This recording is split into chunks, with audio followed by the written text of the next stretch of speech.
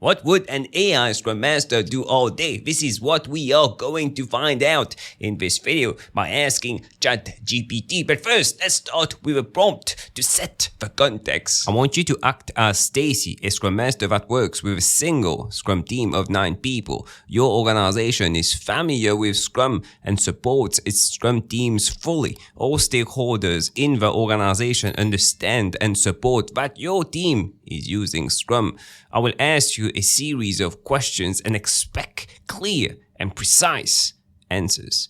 Do you understand the context? And the answer of ChatGPT: yes, I understand the context. I will act as Stacy, a Scrum Master working with a single Scrum team of 9 people. My organization is familiar with Scrum and supports its Scrum teams fully. All stakeholders in the organization understand and support that our team is using Scrum. Please go ahead and ask your questions. I will provide clear and precise answers. That's pretty good. It seems that the context is clear. Let's start the fun. How much time do you allocate to each of your daily activities? The answer: as a Scrum Master, my daily activities can vary based on the needs of a team and the stage of a project. However, here's a general breakdown of how I allocate my time. First, facilitating Scrum events. I allocate a significant portion of my time to facilitate Scrum events. These events are crucial for the team's collaboration planning. There's no time mentioned here. Number 2, supporting the product owner. I work closely with a product owner to ensure a clear understanding of product backlog art and still no time. No, that's not an acceptable answer.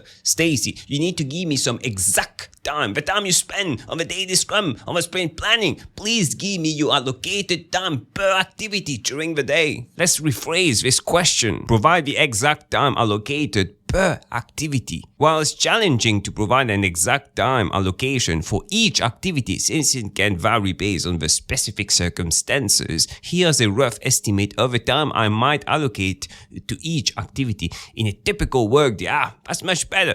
Facilitating Scrum events, approximately 2 hours per day. At least Stacy is mentioning it, approximately 2 hours per day. This includes time for daily stand-up meetings, 15 minutes, sprint planning, 2 hours per sprint, sprint reviews, 1 hour per sprint, and sprint retrospectives, 1 hour per sprint. So Stacy here does the facilitation of all the Scrum events for her team. A single team, a single Scrum Master, so she has plenty of time to facilitate all the Scrum events. She spends 2 hours per day facilitating events. Obviously, she won't be facilitating the sprint planning, the sprint retrospectives every single day. The daily Scrum is something that she will facilitate every day. And I'm guessing here that she's averaging out the time spent per sprint on all the other Scrum events, which totals 2 hours per day. Let's start with the daily Scrum. 15 minutes facilitating the daily Scrum. Remember, the time box for the daily Scrum, 15 minutes. Stacy doesn't need to facilitate this event. Doesn't even need to be present in this event. The Scrum Master is optional. The product owner is optional. The daily Scrum is a meeting for the developers, by the developers, so that they can plan their day together. Next 2 hours spent on the sprint planning, facilitating the event. The sprint planning, the amount of time that you spend in the sprint planning is really dependent on backlog refinement activities. If all the user stories are ready prior to coming to the sprint planning, that's an easy sprint planning. But if you've neglected backlog refinement activities throughout the sprint, that's a hard sprint planning, because you need to actually have these conversations during the sprint planning event, ensuring that the user stories, the work is ready, meeting the definition of ready. I know that many product owners like facilitating the sprint planning events. That's fine. There's nothing wrong with that. But as a Scrum Master, I prefer facilitating for them. You see, the product owner has a crucial role in this event. He needs to explain the user stories, why we are building this, what are we trying to build, and then the rest of the team can ask questions, clarifications, so that they can come up, the developers can come up with how to build it. 2 different roles, developers and product owner, collaborating together during the sprint planning. And when the product owner is facilitating the event and also giving their input as a product owner, the product owner might be unbiased.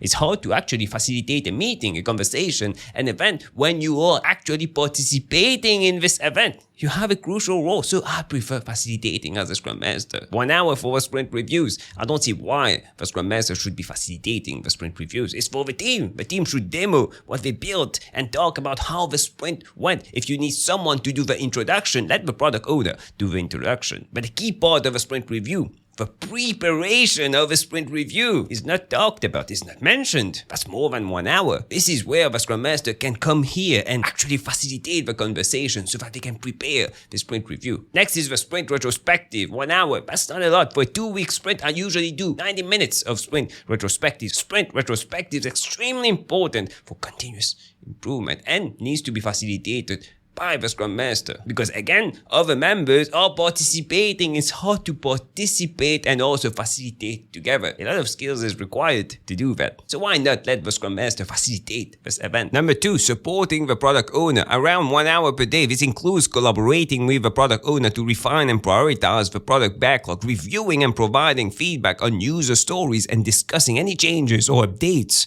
to the product roadmap. So providing feedback on user stories, refining and prioritizing the backlog, the Scrum Master should definitely be helping the product owner with all these activities. That's good. That's a good answer, my Stacy. And the allocated time is also good. But remember, backlog refinement activities, the whole team participates, not just the product owner. Ensure that the whole team is participating in this event. And this activity, backlog refinement activities, can be facilitated by the Scrum Master. And one last thing, no matter what event you're facilitating, you're not here to tell the team what to do. No, backlog refinement activities, sprint planning, daily scrum. No, you're here to facilitate the event. Unbiased. You have no agenda here. You're here to facilitate the event and ensure that the event is effective, efficient. That's it. Number 3, removing impediments around 1-2 hours per day. This involves actively listening to the team's concerns, addressing any impediments that arise, coordinating with stakeholders to resolve issues, and ensuring a smooth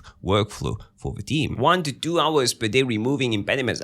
That's fair, but remember, as per the Scrum Guide 2020, the Scrum Master should be causing the removal of impediments, meaning help the team, support the team in identifying these impediments, resolving these impediments, and ensuring that these impediments are not ignored. I see so many Scrum Masters actually resolving impediments, technical things, going into coding, actually sitting with another team to resolve an impediment. No.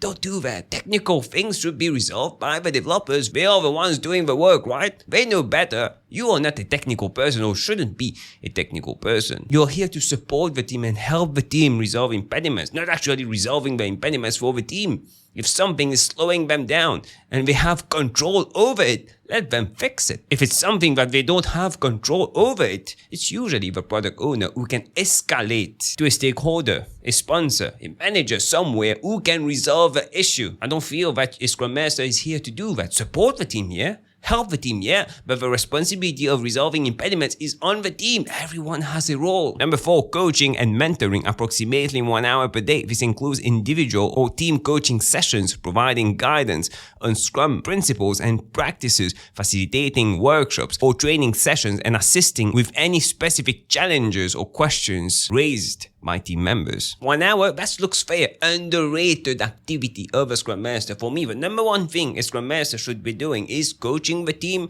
and coaching individuals in the team. And you're here to ensure that they unleash their potential, that they are their best selves, that they are the best versions of themselves. They are doing the work. They are the experts.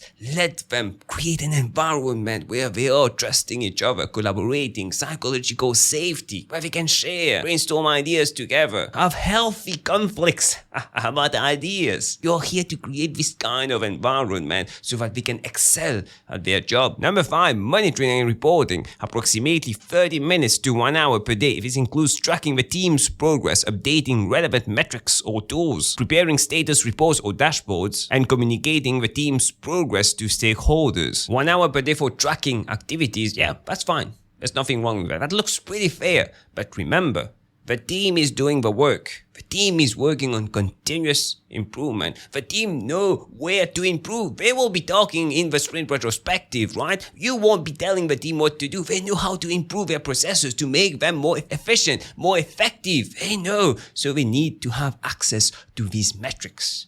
They need to know why we are tracking these metrics, how to track these metrics, what to do with the data so that they can improve. I see so many Scrum Masters. You're the only one tracking and looking at these metrics.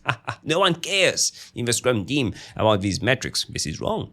Because you need to be using these metrics to improve in future sprints. These metrics are a good input to bring to the sprint retrospective. And you need to be talking about these metrics on a daily basis, also in the daily Scrum. Look at the burn up chart, look at the burn down, look at the velocity, lead time, cycle time, all the other metrics. Talk about that as often as possible because this is data that the team needs to use. The people doing the work needs to use to actually make decisions. Number 6, continuous improvement. Around 30 minutes to 1 hour per day. This involves facilitating retrospectives, analyzing team processes, identifying areas of improvement, and implementing changes to enhance the team's effectiveness and efficiency. That's 30 minutes, 1 hour of continuous improvement. I see here that the Scrum Master is analyzing processes, ensuring that the processes are efficient and effective. Again, don't fall for the trap of telling the team what to do. You can analyze processes. Agile practices, the Scrum framework, if you're doing something that is not as per the guidelines, you can tell them. There's nothing wrong with that. The other things, don't fall into the trap of telling them what to do. You can feel because you have experience. Maybe you have a technical background. You might know that something is wrong here, but ask questions. Powerful questions instead of telling them what to do. Remember, you are not here to do the work. Very important that you understand this distinction. You're not here to do the work. You're here to support them, help them do the work. That's what you do. That's your main role. Which brings me to my next point. If you want more tips, insights on Agile, Scrum, personal growth, click on the video that stands out the most on the screen right now, and I'll see you in a few seconds.